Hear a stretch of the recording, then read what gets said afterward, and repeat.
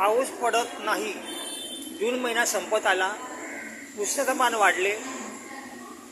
ऊन तापत आहे. गर्मीनी लोक बेहाल झालेत. पाणी टंचाई सुरू झाली. पण याला कारणीभूत कोण, जिम्मेदार कोण, हे समोर आणले जात नाही आहे. याला कारणीभूत जबाबदार आहेत संविधानाचे ठेकेदार, राजकीय पक्ष, उद्योगपती, प्रतिष्ठित पदवीधर यांनी रचलेल्या षड्यंत्र सत्तांच्या चाळीमुळे पाऊस पडत नाही. यांच्या फायद्यासाठी यांनी पाऊस पडू नये म्हणून षड्यंत्र रचलेले आहे. हे समाजापर्यंत पोहोचणे गरजेचं आहे. आणि हे षड्यंत्र का रचले गेले याचा उलगडा करणे गरजेचं आहे.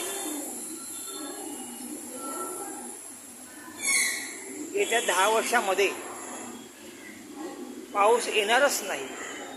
आणि मग म्हटलं स्वच्छ मुंबई, सुंदर मुंबई त्या नावाखाली देश विकायला काढला जाणार आणि काढलेला आहे. हिंदुस्थानाचा सत्यानाश, अठ्ठ्यानाश, खानाखराबा करायचा असेल तर सगळ्यात पहिले महाराष्ट्र, मुंबईचा सत्यानाश, अठ्ठ्यानाश, खानाखराबा करा म्हणून हे षड्यंत्र रचले गेलेले आहे. सत्याची चाळ खेळलेली आहे. ती चाळ समोर आल्याशिवाय पाऊस पडणार नाही आणि निसर्ग वाचणार नाही, शेत्या वाचणार नाही.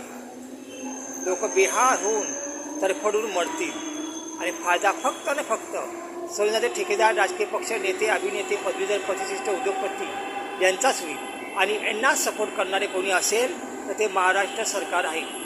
महाराष्ट्र सरकार ऐशआरामात राहण्यासाठी, हजारो पिढ्या बसून खाण्यासाठी दुश्मनांना सपोर्ट करत आहे हे दिसून येत आहे.